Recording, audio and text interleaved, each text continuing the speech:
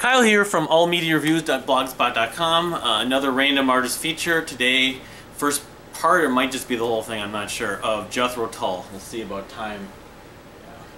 So, yeah, all my Jethro Tull vinyls. Briefly about my story about Jethro Tull. Again, I knew like classic rock stuff, and of course I knew like songs like Locomotive Breath and Living in the Past and some of the radio standards. But really until I got into progressive rock in the mid to late 90s, besides Rush, I never really checked them out. And I didn't really love Ian Anderson's vocals, actually. Although I came to almost kind of feel his vocal style was similar to Mark Knopfler from Dire Straits. In the last decade or so, I've kind of backed off on that. But anyway, his vocals sort of grew on me. He's not an amazing singer, but he's a competent singer, and it just, you know, a little bit like Peter Gabriel too, although Gabriel I like a little more than him as a singer, but Gabriel's vocals at first I wasn't able to get into either, so. But I'm going to show my collection, or what I can in this part of my collection. But I don't have all the records, because I mean, like the first record this was, I don't have stand-up, so the first two records. And the truth is, that was like 68, 69. I haven't even heard those records, maybe one or two songs. I think they have a song called like Bure or something like that off of one of those. El Bure, I'm trying to remember. Yeah, Bure, yeah, and that was like a mild, like a sort of, but they were just like a blues band then, or blues rock. And then Benefit, and the thing is, I bought this copy on Record Store Day, Steven Wilson, I guess, or includes Steven Wilson's mix or something like that, or stereo mix by Steven Wilson.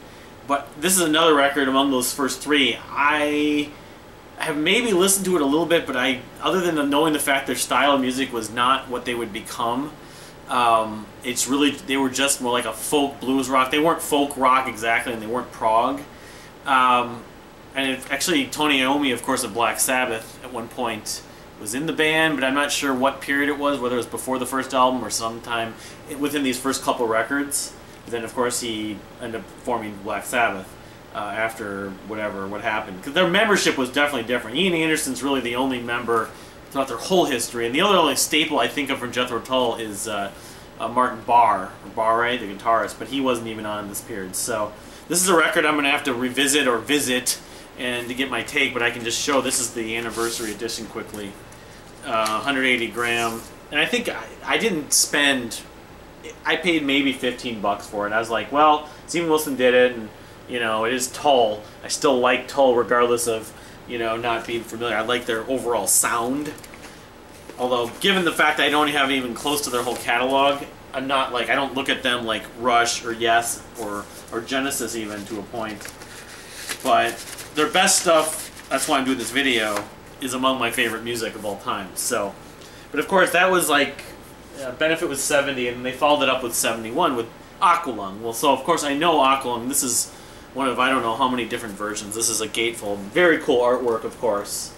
But I don't, you know, have the time to really track down, okay, it was this pressing, then I mean, here's, it's fine to say this is a chrysalis version, but I don't know if this is a first pressing or, you know, late 70s pressing for all I know.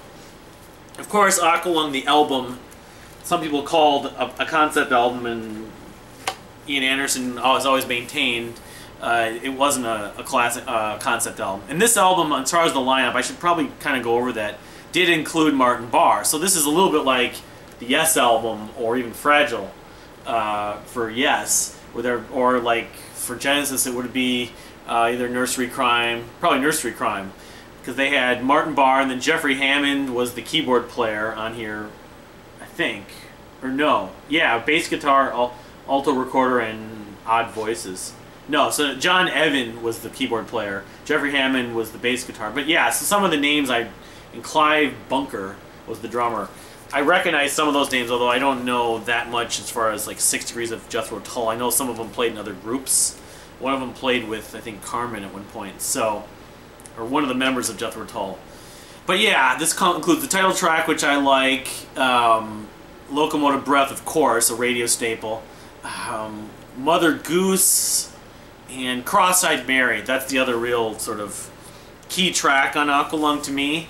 But I remember thinking this was an album that doesn't have a weak track on it, but at the same time I didn't find it as ambitious as some of their other albums, so while I liked this album, it was sort of a stepping stone.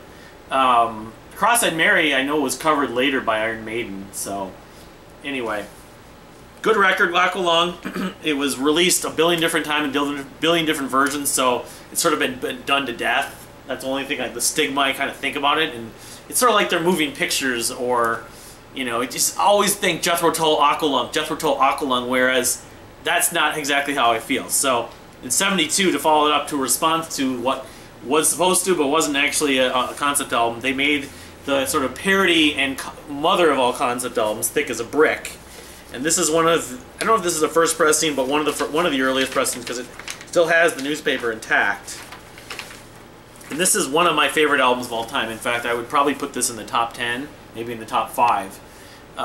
Why is it so good? It is one full, you know, 40-minute song basically split up between the sides, and it just doesn't have any dead spots. The segues work, the sort of theme of Thick as a Brick, both lyrically and thematically and melodically. The different themes, actually.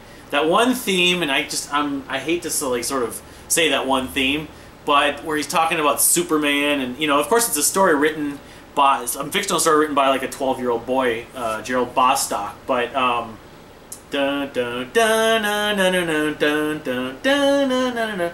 That part's reprise. I just get goosebumps every time I hear that part. The just layers they use of the keyboards and the flute, of course, and then Ian's vocals. You know, I mean, the main riff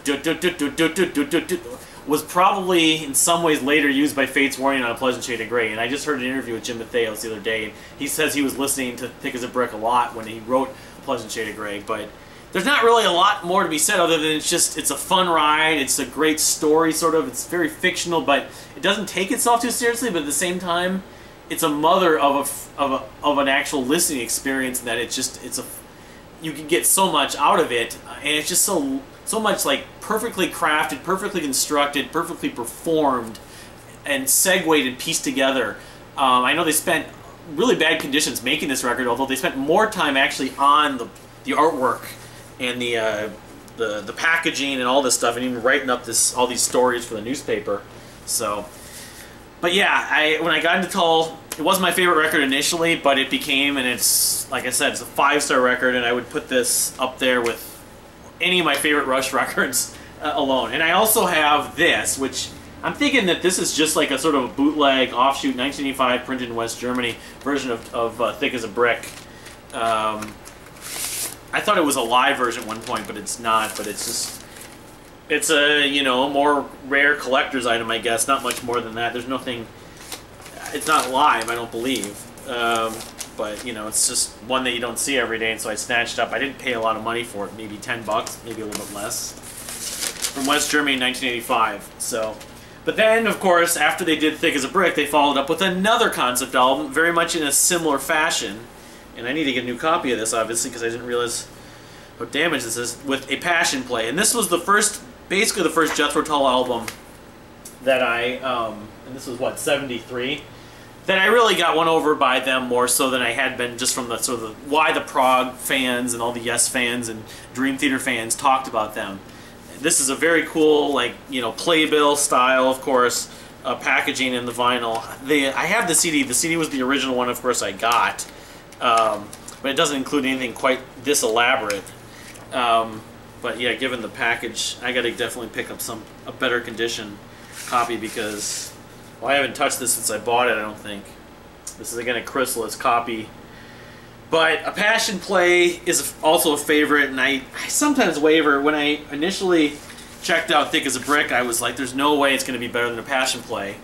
And it did, but then I still kind of go back and forth. It's, I don't know, a better example between that and another band. It's like comparing, I don't know, Abbey Road to Sgt. Pepper's, I guess. But yeah, and this is, if I'm not mistaken, it's basically a similar format. It's just A Passion Play, the song, on both sides. I know there's one track called The Hare That Lost Its Spectacles, which sort of adds levity. It's a little humorous, but if I'm not mistaken, and I played this, or a friend of mine played this on KFAI that specific part, the hair that lost its spectacles, and then Lucifer's, if I'm not mistaken. Unless I'm missing something. 73 original release. The Story of the Hair Lost its Spectacles. Yeah, Flight from Lucifer. I can't remember. There's a track or a section in here that talks about Lucifer. It's very upbeat, sort of catchy, and it was like 5 or 6 minutes. We played it on the radio. My friend played it on the radio on my show. So, but yeah, this is again like 40 some odd minutes, 50 minutes, something like that. I don't. Let's see, 23:30 on part 2. Yeah, it's like 44 minutes. It's in some ways it's like they're doing Thick as a Brick again, but they use some different textures, more keyboards, and different subject matter. But they kind of, you know, they had another one of these just amazing double albums in them that was like one long piece. They're basically like classical composers. Ian Anderson's like a classical composer with both these records. So, but I give the nod to Thick as a Brick just slightly. But oh man, it's just, you're talking about two of my favorite 10 albums or 30 albums of all time, probably, or 20. Anyway, so after A Passion Play, that was 73. 74 was War Child, and I have that on cassette. I've listened to that here and there, and I've never really found it that interesting. It was like the complete opposite of the last two. I think they wanted to do something different, but just looking down some of the track lists, there's the title track, there's Bungle in the Jungle, that was the sort of minor radio hit. But it was just sort of them, not going back to the roots, but it was more stripped down, straight ahead, almost 4/4 time signature rock music. I mean, it was Tull doing it, but I don't know. I don't even know if the lineup, I'm not going to be able to research all that right now. But then the year after that, 75, they kind of dove back into prog to an extent with Minstrel in the Gallery. And I really thoroughly enjoyed this one as well after enjoying both A Passion Play and Thick as a Brick. Not as much, but probably because it's just not, you know, the sort of epic journey. Listen, it's a bunch of different songs, but it does include the title track, which is excellent. Great vocal parts on Ian Anderson's, you know, part. And that's just a very memorable track. I think it's one of those cases where you get the title track being one of the signature parts of the album. But Cold Wind to Valhalla, great track. They use that chorus. They're talking about Valhalla. Sword Snap, Fight, White, Pale Goodbyes, and Desolation of Valhalla. And join with us, please, Valkyrie Maiden's Ride, empty-handed on Cold Wind to Valhalla. It's very poetic, of course, but it works. I mean, I'm not going through the track list in straight order, but the track on this album, though, that probably stands out the most, and if I'm not mistaken, let me just look at the lineup, but is Baker Street Muse, which is 17 minutes. Yeah, this has the same kind of as Martin Barr, of course, John Evan again, Jeffrey Hammond. The drummer was a guy named Barrymore Barlow, so the drummer changed. But yeah, Baker Street Muse is another classic, epic 17-mark multi-movement piece. It brings back that chorus, "We are the Baker Street Muse," or "I'm just a Baker Street Muse." But it has some great instrumentation, some, you know, dynamics per se. Anyway, yeah, Minstrel in the Gallery, not quite the level of the two classics to me, you know, the two landmark records, but just behind them. I rate it maybe 3rd or 4th among my favorite Jethro Tull albums. So the year after they put out Songs from the Wood, I think that was 75, and this was their most like straightforward, overt attempt at doing sort of folky. That's what I always thought of as folk rock, like experimental folk rock. They emphasize acoustics more, acoustic guitar. Mandolin, you know, this is like not nature or forest music, but then I heard some of it, heard about it. I think after listening to it over a little bit of time, I came to sort of recognize that there are other parts to it than just the sort of, you know, in the forest through the trees, you know, we're playing the fiddle and we're going to find Robin Hood kind of stuff. You know, I mean, is it prog? It's prog in a sense. Velvet Green's the longest. No, it's Pibroch, Cap in Hand is the longest track at 8.5 minutes, but, you know, and I haven't listened to it a number of years, so I can't really, other than the title track, cite specifics if I hadn't listened to it like a few hours ago or a few days ago. But I remember thinking, well, here's another good album from Jethro Tull. I still was trying to find something as good as Thick as a Brick and A Passion Play, and it wasn't quite happening, but I would say that it's pretty close to Salem Minstrel in the Gallery. It doesn't have the epic like Baker Street Muse, but it's better than War Child, certainly, or any of the early records to me. So then they put out Heavy Horses, I believe, and that was 78. So I don't know if I have the dates wrong. Something was 77 or 77 it was. So I also skipped over Too Old for Rock and Roll, Too Young to Die, which is another song, another album I've never heard. So I'm not going to be able to talk about that. But Heavy Horses, much like Songs from the Wood, album that I checked out and didn't expect a lot after not liking War Child that much, but actually liked. But it's been so many years since I've listened to this, I can't really comment a ton on, you know, on the differences. I know it was more electric. I think it was a little, maybe more blues. But Heavy Horses, even compared to some stuff they did in the 80s, I still think is better. It kind of reminds me of like the whole pattern that Yes had, where the later 70s Yes, like 1980 Drama, but the later 70s Yes was okay, but it wasn't as good as the earlier mid-70s Yes. I think a lot of the prog bands sort of went in that sort of... My evaluation of this is similar to that, but... And the Mouse Police Never Sleeps, No Lullaby, Moths, Journeyman, Acres Wild, the title track. I mean, you know, there's songs that sound familiar, but I haven't listened to it in so long. I can't claim... You know, I think this is a record that sort of... You don't expect to like, but you just end up liking anyways. But it just isn't maybe as experimental as more, you know, modern sounding. I don't think they were being influenced by punk, but it was released in the era of punk.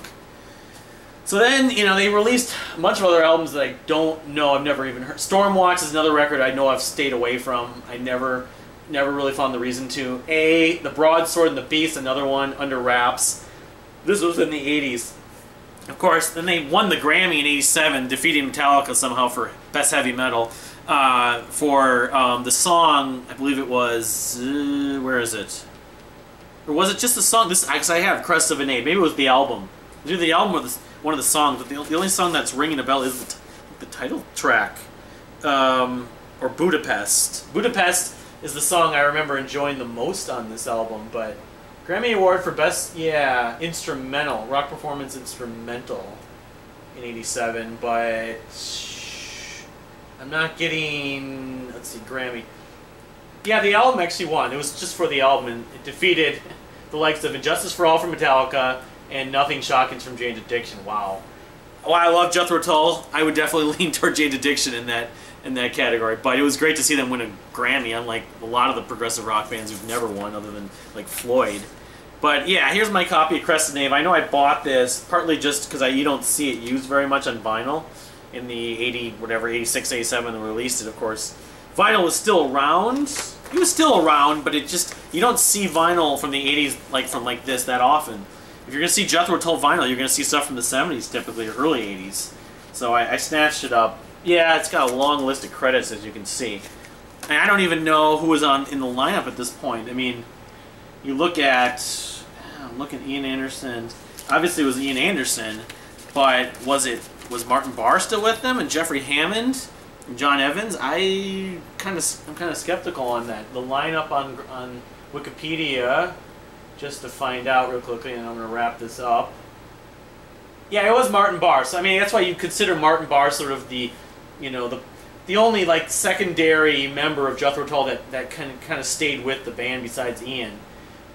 Dave Pegg played bass, and then, oh man, there were a lot of keyboards on this record apparently.